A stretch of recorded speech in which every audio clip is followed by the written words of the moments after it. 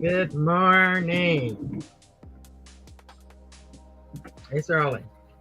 And I just wanted to get up because if I don't get up, as soon as I wake up, I'm just going to just not want to get up. I don't know. That's just the way I am, especially when you don't really have nothing to do that you want to do. Just like, and now I want to talk about relationships, mine and relationships that I know, and overall in general. And I've noticed how relationships are going way, way out of this world. For one thing, we have gotten away from civilization. We're not really civil people anymore.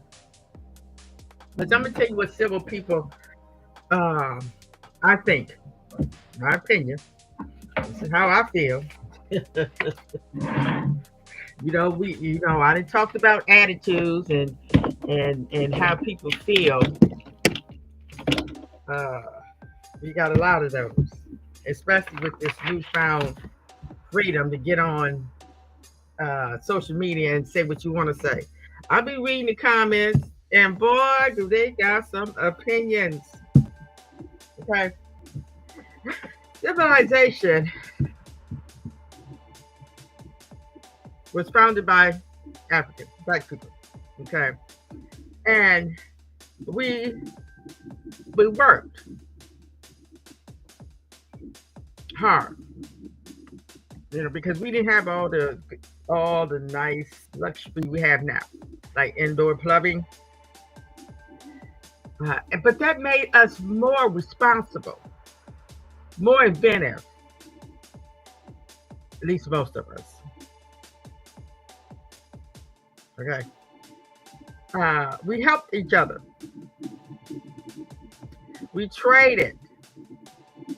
It wasn't no greed because I got more money than you. We had to stay busy. We were busy people. We was productive. We ate what we grew. We grew what we ate. That's a big difference.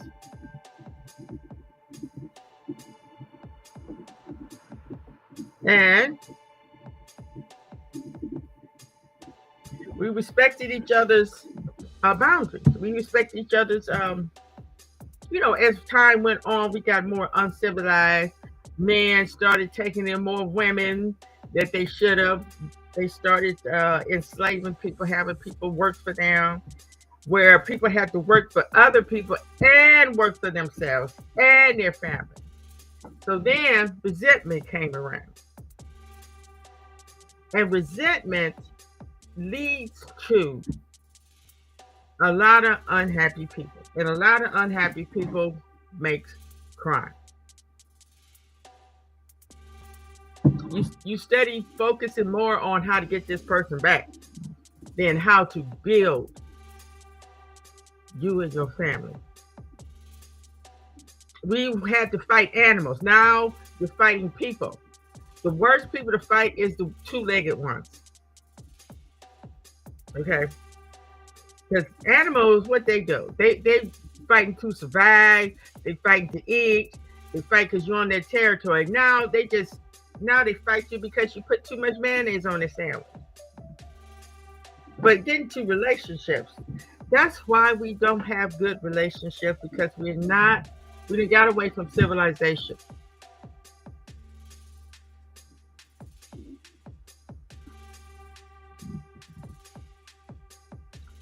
Um, yeah. And I'm just going to look at a few videos that I made talking about relationships.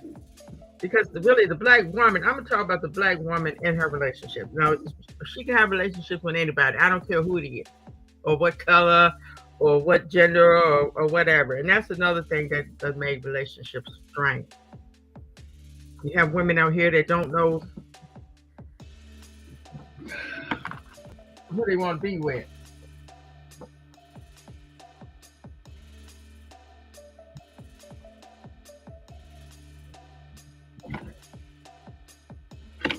because we're all relationships are really formed in the brain. Now, a background that all my relationships been messed up because I come from a family that is cursed, and it's not because of some unnatural entity or anything. It's because of the way we, and most families are, we're cursed to live in this country.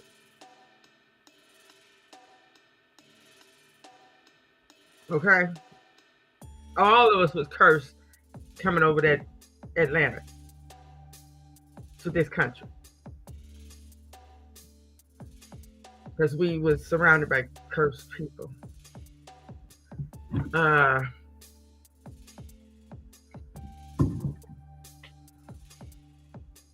And when you have people that took it out of their element and took it away from their traditions and took it away from their village and made to live like animals, it does turn you to another being. And it's sad to say that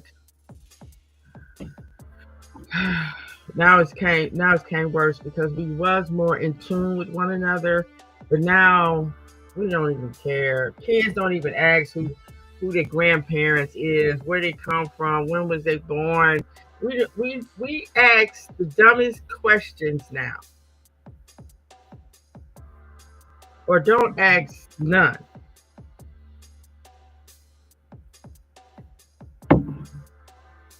All we care about is how cute we can be, how fashionable we are.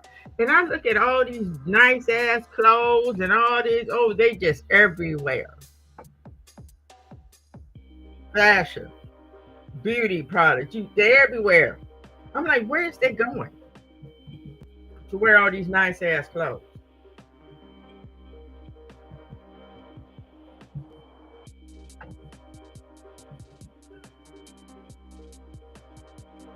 Where you going? Because you got to work 8 to 10 hours a day, and then you got all this other stuff to do. Where do you have time to put these clothes on and go wear them for 2 to 4 hours one day a week? But let's get back to relationships. All this stuff go to relationships. Now, my relationships all messed up, like I was saying, because for some reason I'm attracted to the ill-mannered,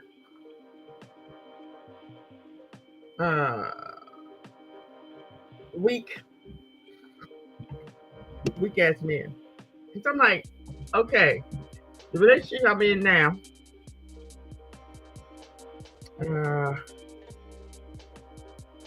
was very surprising. I was with a Jehovah's Witness. I was a Jehovah's Witness for like 25 years. Way back. I'm talking about 40 years back. That's when I started, 40, 50 years. So I stopped going. Couldn't find a Jehovah's Witness man for nothing in the world. Now, fast forward to now, I find a Jehovah's Witness man. But he drinks and smokes. And like I knew, the same reason why I left, are confused. You want to be a Jehovah's Witness, but you also want to do what you do.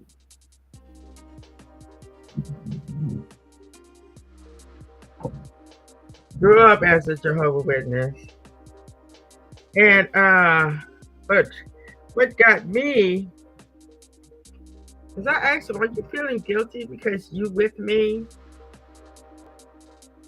Because you go to the Kingdom Hall, and I know how guilty they can make you feel.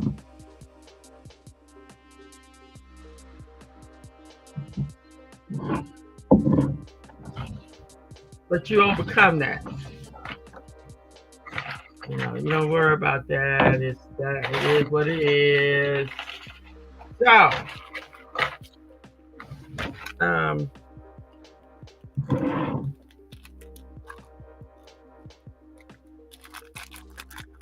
and I really, really, really like this guy. I really, really do.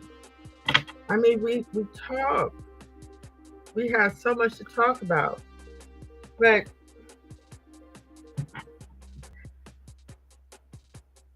I don't want to just talk about, we talk about a lot of things, but I want to talk about revolution. I want to talk about change. I want to talk about helping the young ones not make the same dumb mistakes we made. And see, Jehovah's Witnesses, they don't do that. All they want to talk about is the Bible and Bible study and um, they don't want to talk about revolution. They don't even want to talk about Black history. And see, you can't be a Jehovah's Witness and be Black too. You can only be a Jehovah's Witness. And he did tell me that he would love for me to become a Jehovah's Witness again so we can have a spiritual connection, get married, and all this stuff. And I'm like,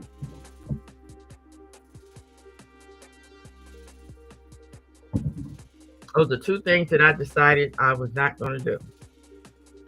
See how that's how things go with me. Find a Jehovah's Witness that I really, really care about, really would love to be with. That I did not want to get married again because marriage is a scam.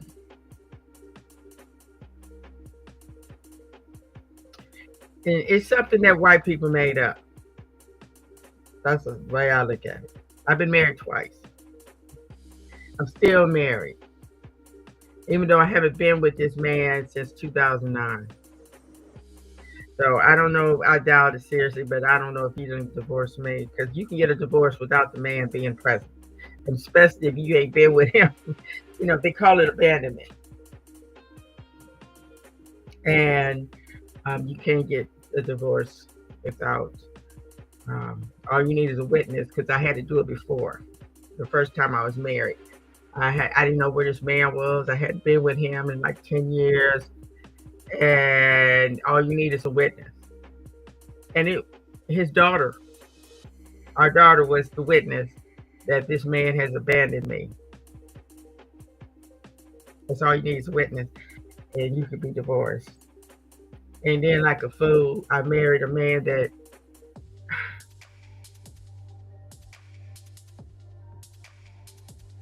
the very same night that I married him, I wanted to tear up the marriage license.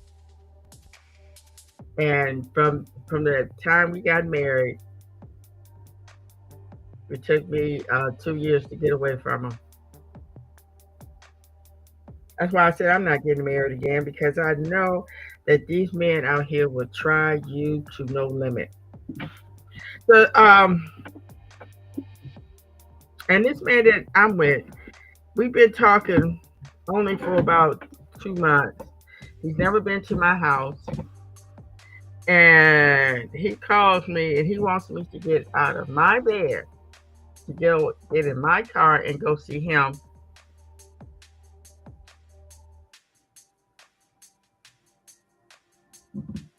Same thing. Just lay there, look at TV, talk, make love. And that's it. I mean, come on. We haven't done nothing of substance. And it's like the same relationships I've always had.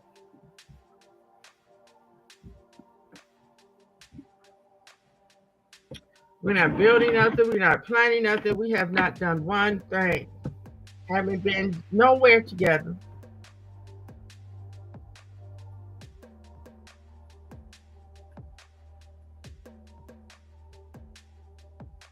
And it's not rushing anything.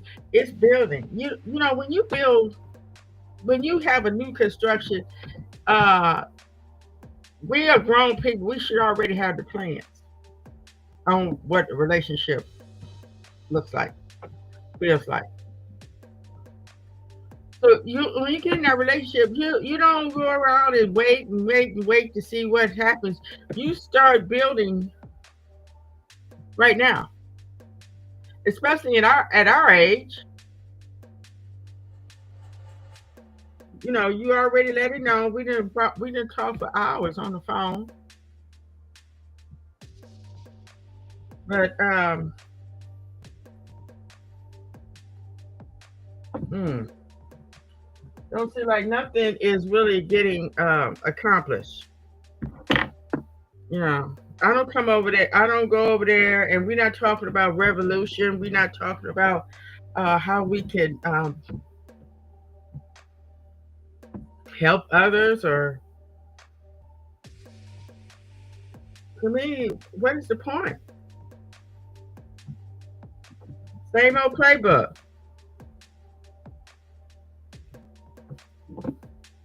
Just another lay in the hay. And I see the same thing going on with my kids. They find somebody, they talking, and then next thing you know, it's gone. It's up in smoke. So let's get some understanding here. Um,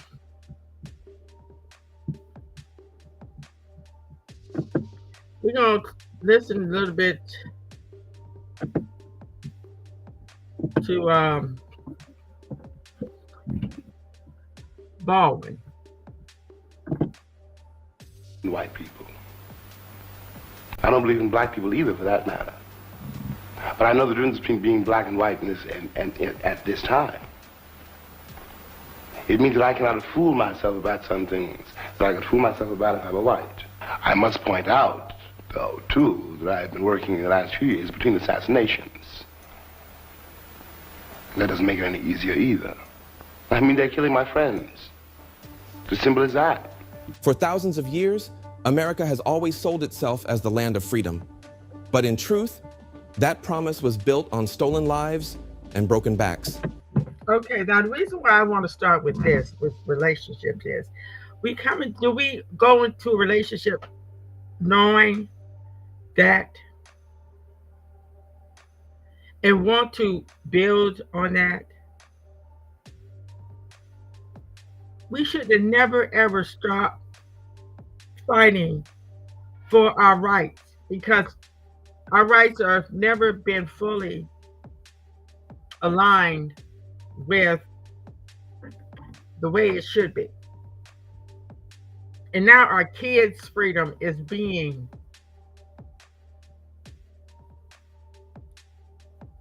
reversed in the worst way. So this is what you should come into a relationship with any man. Are they fighting for our rights? Are they repairing the stolen lives? It called itself a democracy while it hunted, jailed, and silenced the very people who made its wealth possible.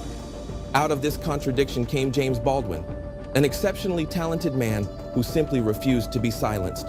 This man saw the myths that tried to cover up cruelty. Are we looking for men like James Baldwin? If we don't demand men like James Baldwin, Jesse Jackson, Martin Luther King Jr., Malcolm X, and Harry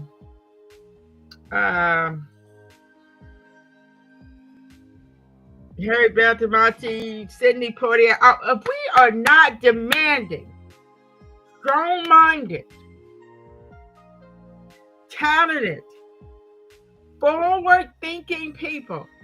We're going to always have these messed up relationships. I know it's good to have a good-looking man. Oh, yeah, working good, got a nice car. But do we have the mind of James Baldwin, Martin Luther King Jr.? Is he coming in there building a correlation, or he a part of some kind of black think tank or anything like that? If they're not, your relationship is dumbfounded. And it's going to end up like so many. The lies that allowed injustice to thrive, and he stripped them bare in a way that most people are not capable of doing.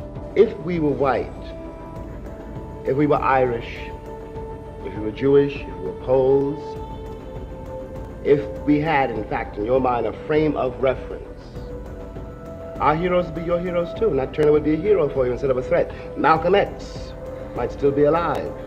When the Israelis pick up guns, or the Poles, or the Irish, or any white man in the world says, "Give me liberty or give me death," the entire white world applauds.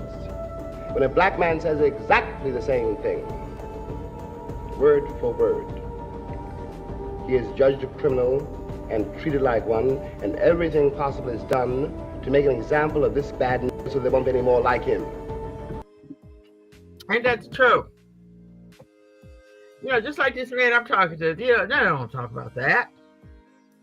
And I noticed that's why I started kind of easing away from Jehovah's Witnesses, because I would talk to some of the women about some of the black women, because mostly, black people usually around black people, because they have it now where you have to go to the Kingdom Hall that's in your neighborhood. So you most likely, if you live in a black neighborhood, you're going to be around a lot of black Jehovah's Witnesses. And they didn't want to even talk about slavery. They didn't want to talk about revolution, black and all that. But see, because their mind has been conditioned to think Jesus is coming back to save them with Armageddon. But then they act just like, but then their actions don't resemble that. This is not a story of comfort. Baldwin's life was a battle with the nation's conscience, and his legacy proves that silence was never an option. One of the great Suspicion. Baldwin knew he was being followed at times, and the FBI opened a file on him, branding him a subversive. Yet he persisted, notebook in hand, collecting the stories and spirits of a people fighting for their freedom. The experiences Baldwin gathered in the South poured into some of his most influential writing. In 1963, at the height of the movement, he published The Fire Next Time, a compact book that detonated like a moral bomb in American culture. It consisted of two profound essays. The first was framed as a letter to his young nephew, laying out the bitter inheritance of being black in America and expressing a fierce hope for a better future. The second essay. Okay. Do you know what's sad and heartbreaking? I feel like this was designed. See the body. And if you could sum this area up in a sentence, this town, what would you say if you could describe it in a sentence? Especially the women down south.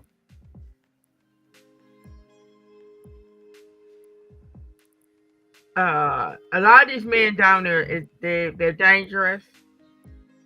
But it all starts with the woman. The woman has these kids. Stop having these kids. I recommend these women stop having kids until we can start producing better lives. Because these kids should not have to deal with this chaos, disastrous life, born into a neighborhood that looks like a war zone. Why are you doing that to yourself? You're producing kids that most likely are not going to be able to take care of you when you get older. And that's our obligation of anyone, to take care of their parents when they get older. But you can't do that if they 6 feet under or they 6 feet in.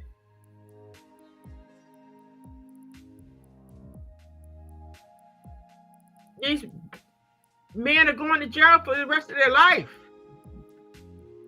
How they gonna help you? Happening anytime. Jackson is the murder capital of the world. What's your name is?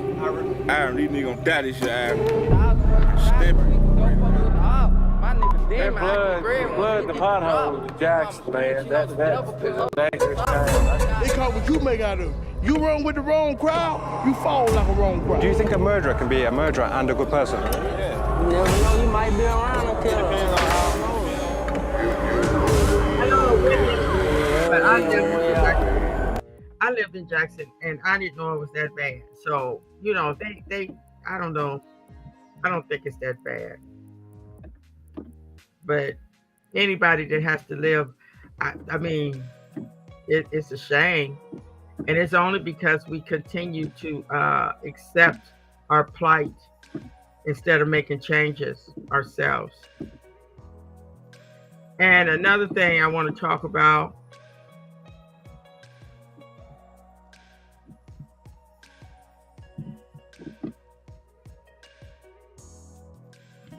we're not teaching our kids.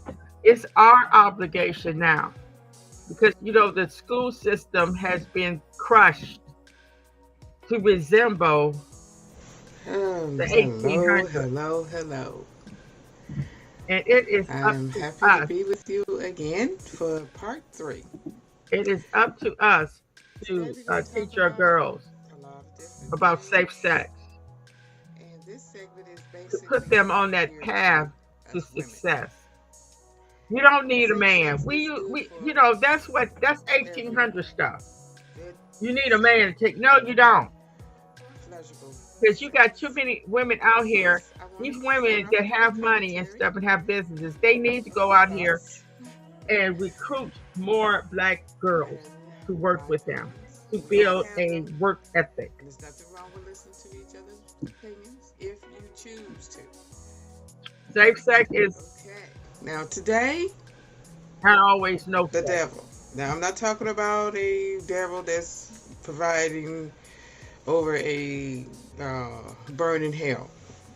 I'm not going there. I don't believe in that, for one thing. Is in a business suit and carries a briefcase. This evil one has incorporated all aspects of our lives. He determines what we eat, drink, where we live, what we drive in, and what we wear. And really prominent in the entertainment business. The devil has caused all classes of people to work, toil, labor to perpetrate his main objective, non-equality and to stay rich. The devil has become the economist, the banker, the stockbroker, and those responsible for the monetary system, which has placed man in such an endless cycle of exhausting enslavement in having material gain and wealth, power, and prestige. And sometimes just that 15 minutes of fame. He have gave us welfare, which is premature death of the woman's growth, success, and chances for a happy family life. And her sexual health has been compromised. She's led to believe she needs more rights. Uncover her legs and her breasts just to be heard, understood, and to survive. Well, I'm here to shout out a new woman's movement, believing in our natural health, our sexual health, and freedom from oppression, and return to a natural state doesn't happen overnight, but the reality is cleansing the mind, body, and soul. That's true. We're not doing that. We don't have enough women groups. I mean, it's a lot of. I made a video not too long ago about all of the Black interest groups. We don't know them, and we need them in every neighborhood. We don't have enough of them, and they are well hidden. Because I didn't know, some of them been around since I was a kid, 60, but I didn't hear about them. I don't know nobody in them. We're not getting the word out. If you look at all the influencers on YouTube, mostly the Black ones are always talking about the politicians or beauty. You're not talking about these Black interest groups or women's issues. I've seen some of them. I made a video about it too, that a lot of these women are on there all in people's business talking about how they look. We got bigger fish to fry than that.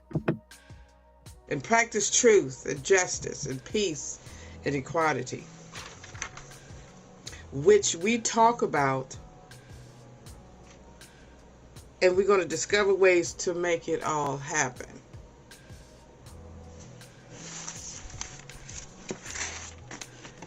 Us women must let the inner woman have some control.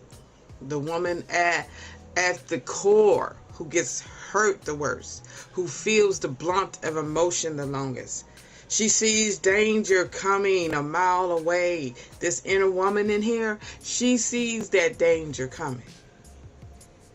She tells you, no, run away. Danger, danger, danger, in a robot voice.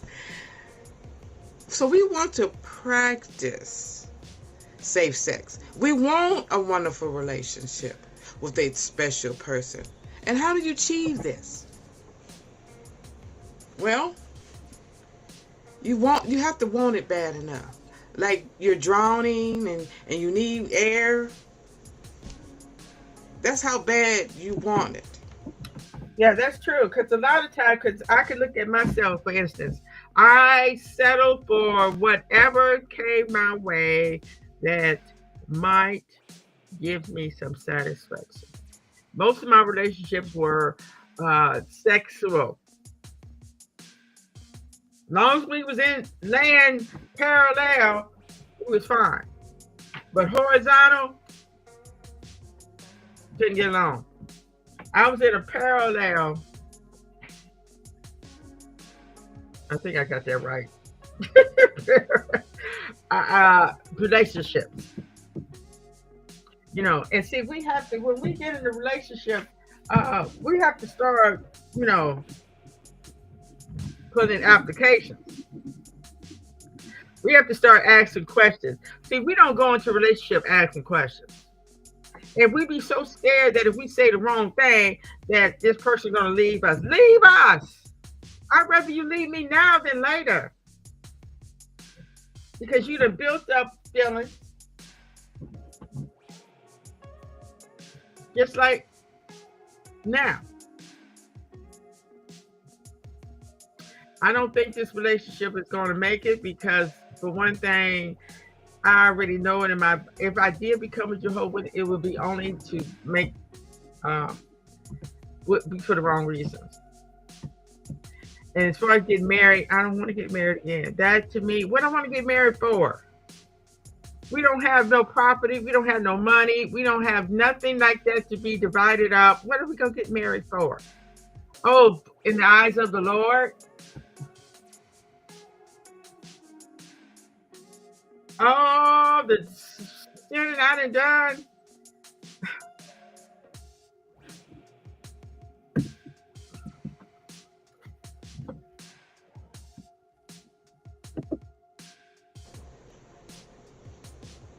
Beware at all times, because drugs and alcohol and other mind-altering things cloud your judgment. And then we have to concentrate on our bodies. We have to have a good, healthy, sound body. We want to eat right. We want to meditate on the universe. We want to make sure that we are putting things in our body that makes our mind strong. Not just our body, but our mind strong. And learn from nature. Knowledge of self, nature, the world, history. Make traditions. Okay. You can go back and look at that video. Yourself. But it's not impossible. But to have a revolution, you can't have a revolution by yourself. But you do start with a revolution in your mind. And to get around other people that have the same revolutionary mind is difficult in these days. Well, it has been for a long time. When we finally was getting a large group of people with a revolution mind, of course, the ego landed and dispersed it with the same old playbook: divide and conquer. And that's what's wrong with us. We wasn't, when we first got free, we wasn't willing to take the pain and the suffering. And see, a lot of our young ones don't want to listen to the older ones. I tried to tell my kids, I even gave them a book with questions in it that you ask to get answers that you need to know. And stop being scared to know these things, because it's going to come out eventually. Everybody sheds their skin. Everybody shows their true colors sooner or later. And we have to understand that a lot of these men come from broken homes.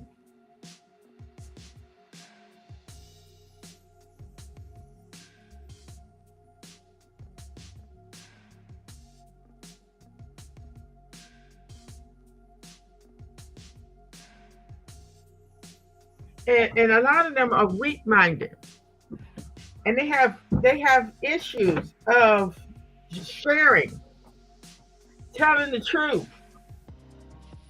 And then if you're gonna get with a man that drinks and smokes, you better be prepared for a lot of hard times and lies and chaos.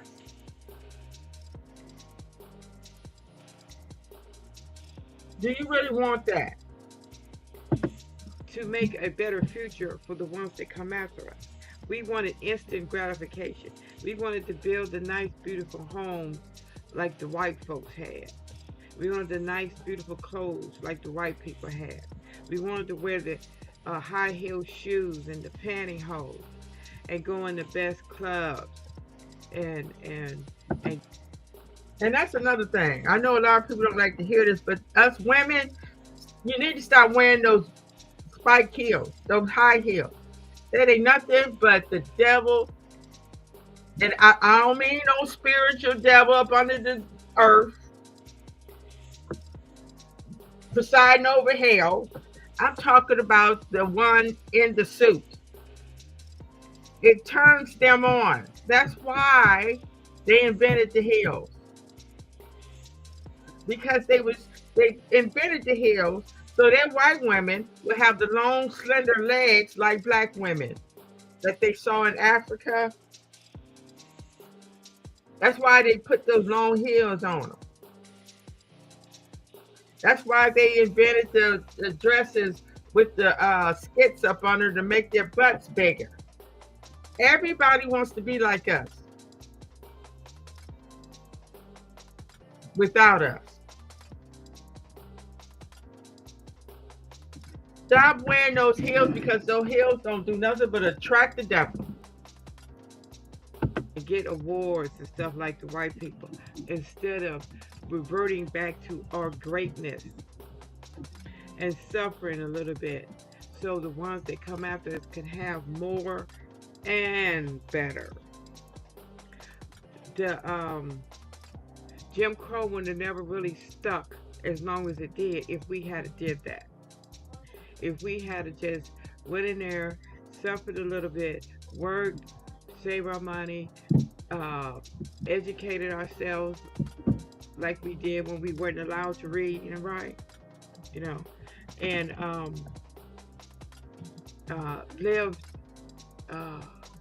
build our own apartments and stay. Okay, that's exactly what we need to do. We have to go in a relationship with this kind of mindset.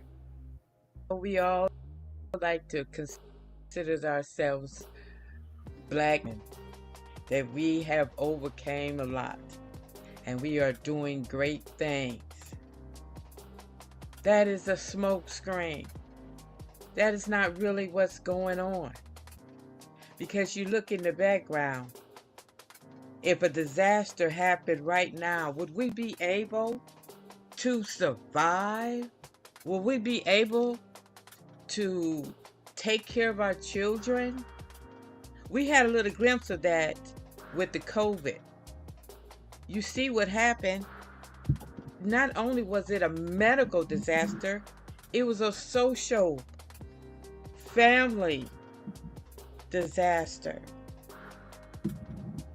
We are so weak.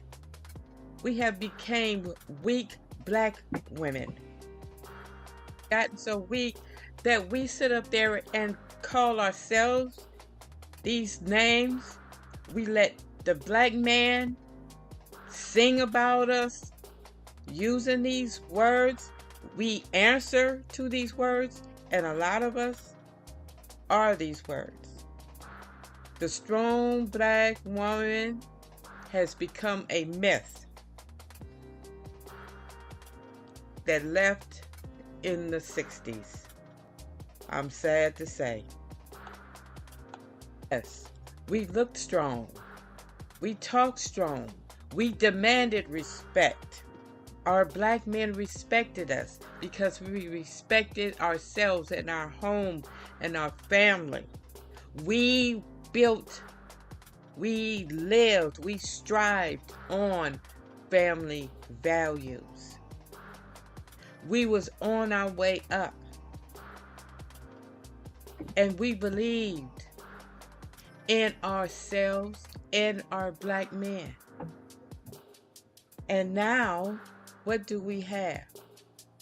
No matter what we did, we got it done. Only prayed, but we looked a family.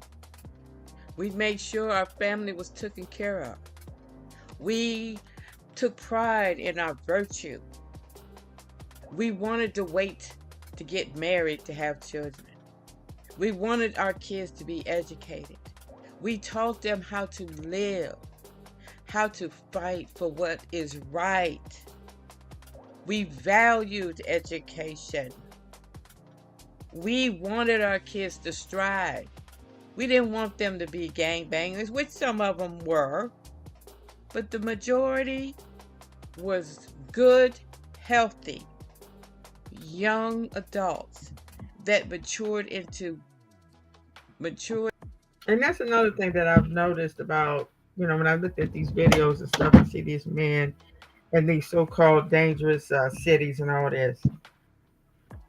They have very unhealthy habits. They smoking, they drinking, eating a lot of fast food. No telling when they had a good meal. Drinking, the liquor store, you go through the neighborhood. I've yet to see a grocery store. I have to see a school. They don't show that part, the schools, and they just showing the bad parts.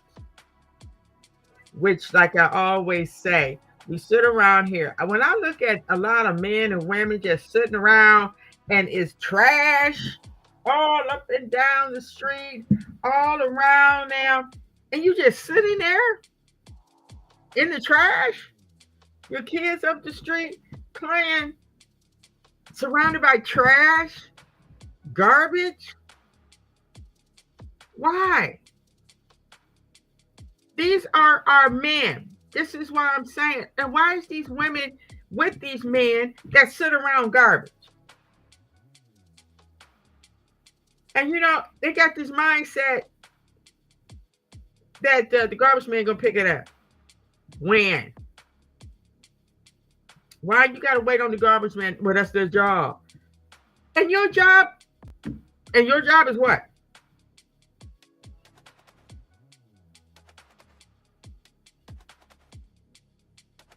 And you see that the political arena, they're not trying to help these people. But I'm gonna say this, and I'm gonna say it all the time. Let some of those immigrants go in there and live, and they'll have it cleaned up. Because see, these ones that's American born, they think that people supposed to pick it up. They're used to the garbage man coming by every week picking it up. But the garbage man, they ain't gonna get out that truck and pick up no trash.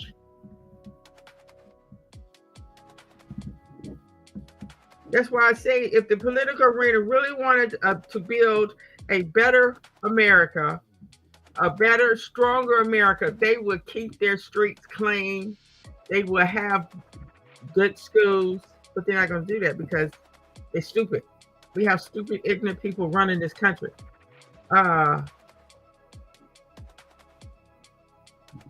these homeless people, these people out of jail, why are they not? It's all circle. It's all 360. If they was to pay some of these homeless people to clean up this mess and tear down some of these buildings, and the community would be healthier, and healthy people live better. We want to have spent all this money on prisons.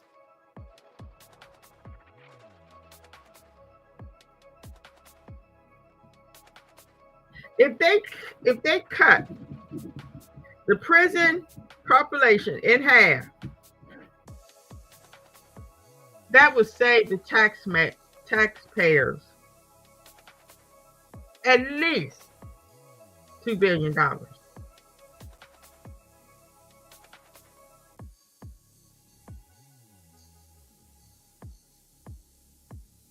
And what would they do with them that save tax money? They could build better they can help the ones that need the money. They can have better community centers, swim pools, schools. Adults that love themselves and love their family. Family was the most important thing on this planet. To our fellow man, pride in how we looked. No problem being who we are, because we grew up to know who that person was in the mirror and show that person love and respect. Good together. We had each other's back. We knew how to talk to one another, and we cared about each other's feelings, and we cared about our family being the best. About it is we taught our kids how to plant food, how to do all the things that make life worthwhile, being productive, having talents, and loving what you do. The school system has let our kids down. They don't even teach them how to sew. And most Black women today do not know how to sew. And that is really a shame. because sewing your own clothes can't do nothing but elevate you. We are very creative people, and we have that melon that wants to be let out, let go, let the world see our greatness. And we're missing that to get back that greatness before we lose it. If we lose it, we're going to never get it back. And it is some numerous reasons. And that is so true. Like my mother, she's so good enough to I've seen the clothes that she had made for herself. She made my daughter this cute dress. I got a picture of her in that dress. Um, she taught my older sisters how to sew, but she didn't teach us. See how that's why I say in the 60s things started changing. Women started getting more rights, more money, more opportunities, and the family kind of fell on the side, kind of kicked to the curb. You're on your own, you know. I'm doing my thing, and that does not serve any purpose. And it's getting worse now. They are literally sending their kids into the lion's den. They're destroying their kids. They're killing their kids. It's getting really bad, and that's only because we're not taking the time to get back to civilization. We don't have to get off of this plantation. We don't have to get out of this jungle, which has really taken over this country. You look around. They're destroying the world. They're destroying the land. They're destroying neighborhoods, cutting down trees, tearing up roads, replacing them by some old stupid stuff that it don't make no sense. They're moving people out. They're building all these homes and stuff for these people, uh, rich people, because the middle class is just it's getting weaker and weaker and almost non-existent. But they're not teaching our kids this, especially our girls. They're not teaching them this, things like that no more. So it's up to us to do it. Where's the older ones that can teach these young parents, these young women how to sew so they can teach their kids how to sew? Just like my daughter, she wanted to learn how to knit. I didn't know how to knit. And it was hard for us to find somebody that could teach her how to knit. That's out here that is keeping us so damn weak. And we better stop it and pride in giving our kids healthy activities and doing things together with them. We knew that that was detrimental to them growing up to feel secure, safe, happy. Because children, you're only a child for 20 years.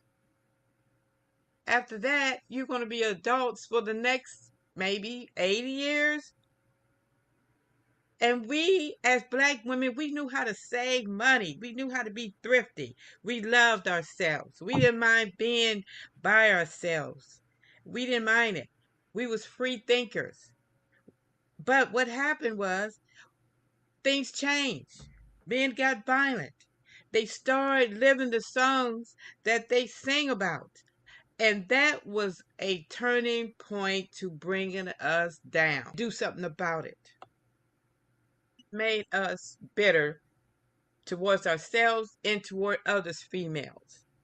And we really starting to turn our back on our loved ones.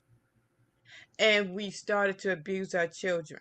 We didn't care about our children no more like we used to. And we started to smoke crack and all kind of other drugs. Our kids were being abused and neglected, and they were starting to feel like no one in the world loved them. Drugs had a major problem. It altered our ways of thinking and seeing the world. We started spending all our money on drugs and things that we didn't need. We was like a crabs in a barrel. And we sought religion, but religion made us even worse because we was confused. We started having all these children trying to find love in all the wrong places. Then they started giving us all these outrageous crap movies to look at, and it destroyed our inhibition. We started taking it out on our family, our loved ones. The whole world was just a big party scene. We just couldn't help a big problem in these dead end jobs. We started to lose our identity. We didn't know who we were anymore. We got involved with these men that did not treat us well. We started looking to all these white women in politics for guidance. And then we started hating ourselves and hating others. Like politics. We tried getting out to get people to vote for different politics. That didn't help us. We were still in the pimping stage. We were still being manipulated by black men doing these stupid things and thinking that we just having fun. We was being used, abused. We just didn't know what to do. We have to get together, not just when disasters happen, because our life has become a disaster. Another gets us in jail. Arguing with our family makes the whole family unit become dysfunctional. We begin to be depressed. We have a high right. Okay. All right. Well, I'm going to end now, but we're going to continue to think. We're going to continue to talk about relationships. We don't talk about it enough. We want relationships, but we got to have relationships that's going to help bring us up, all of us up. We have to be a power couple. Stop looking at these politicians and these entertainers as power couples. No, they're not. They're just there to make money, to live in mansions, and make us look small. We need to get involved with men and women that is going to make us into a power couple, make us into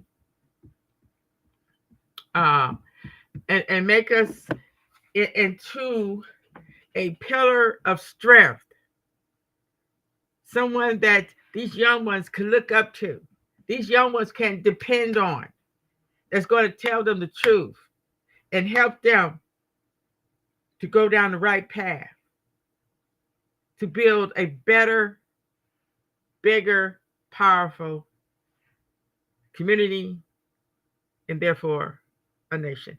It is up to us. It is up to the brown and black people to bring this country back to civilization and therefore the world. It's starting in Africa. So we might as well get on board. Okay? All right. Peace out. And everybody have a wonderful day. And we please comment and subscribe and also share.